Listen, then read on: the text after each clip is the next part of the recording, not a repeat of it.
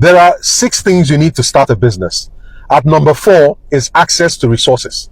Now, what I'm about to say in this video is really going to challenge many things you have believed about business.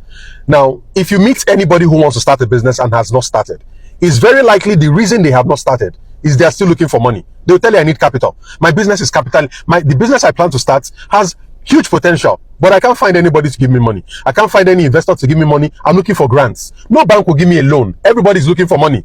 As if money is what will make the business happen. So we're at number 4 of 6 things you need to start a successful business, right? And capital is at number 6. So far, we haven't talked about capital, particularly because of the point I want to talk to you about today, access to resources. When people tell you they need money to start a business, it's not as if when you give them 50 million naira or you give them $100,000, all of a sudden they'll give you a successful business in exchange. No, they need that money for something. They are going to use that money to acquire certain things, to buy certain things, to pay for certain things that they need to start that business. And usually, if you need money to start a business, there are 3 categories of things you're likely going to spend the money on.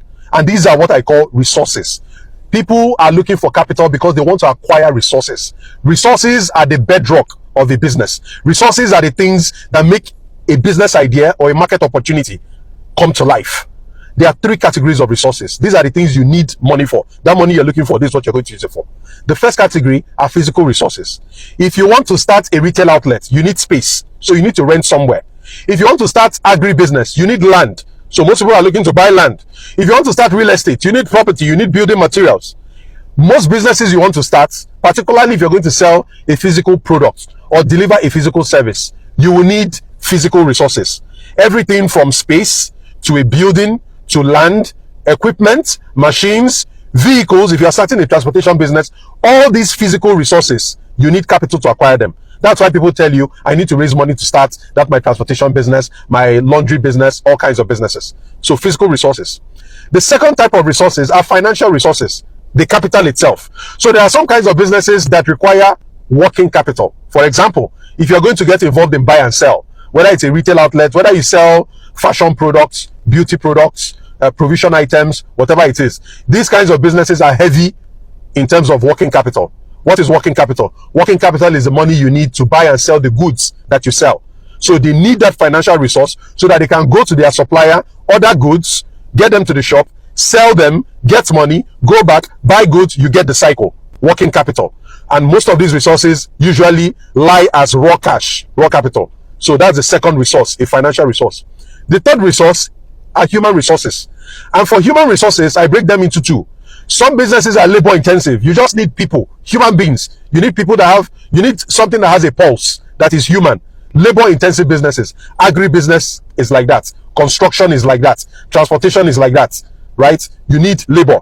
Some other kinds of businesses that need humans are talent intensive. Talent intensive. If you're going to build, if you're going to offer any services, like if you want to open a spa business, you need people who are skilled in doing that sort of thing. If you're going to open a consulting business, you need talent. If you're going to open a software business, you need talent, right? So there are businesses that are either talent intensive, labor intensive, or even 2 of them.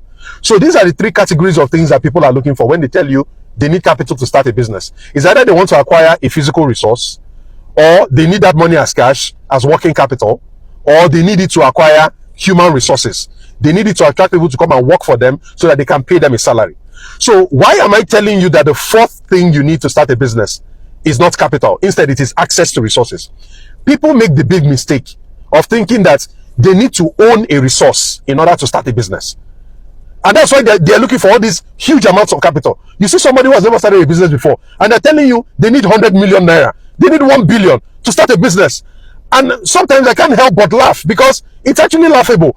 You do not need to own the resource most times. What you need is access to the resource. So let me give you a couple of practical examples. I've covered one of my clients when he wanted to start the business.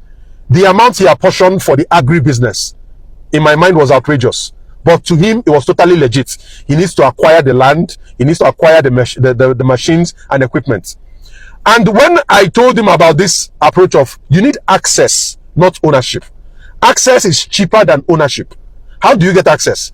I don't need to buy the 20 hectares of land. I need to rent it for 1 year, see if the business works. Or if I'm very confident, I lease it for 5 years.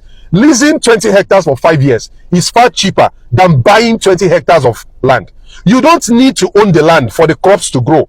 The chickens that you want to raise will not ask you if you own the land or not before they start laying eggs. What you need is access to the land. To use the land, you need access to use the land. So you don't need all that money to buy the 20 hectares. All you need is either to rent or to lease it. The same thing applies to equipment and machines. You don't need that amount of money, the 40 million or 50 million, to buy harvesters and tractors and all that. You can rent them. You can do pay-per-use. So whenever you need to harvest, you hire and you pay them for the time. Or you can lease it for some time. Leasing and renting is far cheaper than owning equipment. And it doesn't just stop at ownership. Ownership comes with other burdens and pressures. If you own something, you have to maintain it. You have to be responsible for the repairs. You have to be responsible for the upkeep. That's not something you want to do as a new business that should be preoccupied with making sales, getting customers, and making sure cash is flowing into the company. You don't want to be bogged down with buying spare parts and all those other things. You lease and use. Will it be more expensive per unit of product? Yes. But the goal for a business is not to own when you're starting. The goal is to get access so that you can use the land, use the equipment, use the machines, use the car. Why would you tie down 15 million to buy an SUV when you can rent a car depending on when you need it? You can rent per day, you can rent per ride. It's far cheaper. And all that money that you're saving, you can use it to do other important things. What are you owning the vehicle or the equipment for? Now, this may not apply to all kinds of businesses, but for most businesses, you have no business owning. What you need is access. Why? Access is cheaper and more flexible. And these are the two critical things you need as a business, because you are not yet making sales. You're not yet making enough sales. You need to save as much money as possible. I've seen instances where people spend a lot of money building things and buying things that are unnecessary. And now that the business has started, they've run out of cash. There's no cash to do business anymore. They cannot buy goods. They can't pay salaries. Now that they found out what they need to do to market and sell the product, there's no money. Why? That money has been sunk on buying land, buying property, buying equipment, buying cars. What you need is access, not ownership. I hope this point is very clear. When it comes to human resources, particularly for talents, I've had an instance where this guy wanted to set up a service company, and he was trying to raise, I believe it was almost 50 million naira, the equivalent of almost $35,000, right? And the chunk of the money he wanted to raise was for salaries, because it's a service business. Most of the money will go into paying salaries. And I told him this, right? Salaries are unfavorable to a startup. Why? Just think about the way salary works. A salary is designed to be stable compensation. What it means is, as long as you show up for work, I will pay you money. Now, that you get a salary is not connected to the performance or the success of a business. Whether the business fails or succeeds, you must get paid your salary. A salary is fixed and stable compensation. You don't want those kinds of people. At least you don't want a lot of them working for you in the beginning of a business. You want as many people who are invested in the success of a business. What salary means is that you will pay people, but they don't really care about, the survivability of the business. Let me give you a typical example. A person who is paid a salary, one thing I found is they have the lowest levels of ownership, a sense of ownership in the business. They're the kinds of people that will tell you, the generator has broken down. We don't have diesel. People are not buying our products. They present you with problems. It's as if they don't think.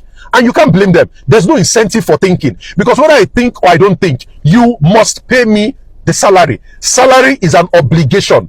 Obligation meaning mandatory. There's no incentive for me to do extra. Whether I do extra or I do minimal, you must pay me the salary. That's what the kind of person you want to be at the helm when you're building a startup. What you need are people whose compensation is tied to the performance of the business. Imagine if you're paying somebody on the basis of a performance bonus or a commission. That person will not just tell you there's no more diesel, people are not buying. They'll come and tell you something like, we've run out of diesel. I did some investigation. I think that generator is consuming a lot of diesel. We need to do something. That person will not just come and tell you customers are not buying. The person will come and tell you, sir, I think we're having issues with sales. And the problem is with our conversion. I think we need to tweak our sales scripts and how we are pitching with people. I think our closing is poor. We have a lot of people that are interested in what we're selling, but we're not able to convert them. This is what I think. Why? That person is being paid on the basis of performance. So there is an incentive for them to think of solutions. They don't just present you with problems. They usually come with solutions, with ideas, because they are interested in the performance, the success, and the prosperity of the company. So how do you compensate that kind of person? A salary will not be the best thing. Salary is expensive for you because you have to go and get the money to pay salary. But this kind of person may want a share of ownership. 5% of the company, 10% of the company. The person may want to be a partner, your business partner. The person may want to earn a bonus. So I'll pay you based on results. If you, now, for somebody who is paid on the basis of performance, would you rather I pay you 300,000 naira now, or if you meet your targets, you get 1 million? Somebody who is interested in performance will go for bonus, because if they don't hit their targets, they don't get anything. But if they hit their targets, they get 1 million. They are driven by performance, so they'll go for performance. But you see those ones who want stable salary, even if there's a possibility to earn 1 million, they will still stick on salary. That's not the kind of person you need in a startup. Even if you get that sort of person, you can break down the compensation. Part salary, part compensation. That is how you should be thinking as somebody who wants to start a business. So like I said, what you need is access to resources. You don't need capital, you don't need cash to pay somebody who will be rewarded based on compensation. They will get paid based on profits. So that saves you money, that saves you capital. You don't need capital for that sort of person, right? In terms of working capital, which is very interesting, you can borrow the money. I know normally my principle is don't borrow money to start a business, but it depends on what you're using the money for. There are two kinds of ways you can deploy capital in a business. There's fixed capital. You take the money, you buy a tractor. You take the money, you buy property. You take the money, you buy land. That is fixed capital. That money is fixed. It's not working in the business. The second way to deploy capital is working capital. That money is kept as cash, and you're using it to buy goods or buy materials that help you to run the business and keep the business going.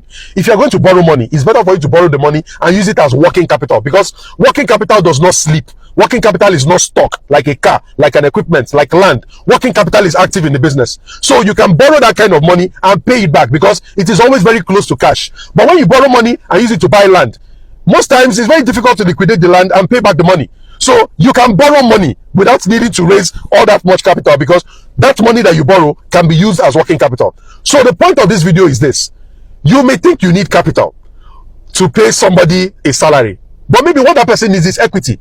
Give that person 5% or 10%. Offer that person a commission. Offer the person a bonus. Those things don't require cash. They are payments based on performance. And if they get the result, the money will be available to pay them. Very simple. What you need is access to the person. You don't need to buy the land. You can rent the land or lease the land. You don't need to buy the car or the tractor. You can rent or lease these things. And these things will considerably bring down the amount of money you need to start. So we'll go back to the first point. Do you need that much capital to start a business? Maybe not. What you need is access, not ownership.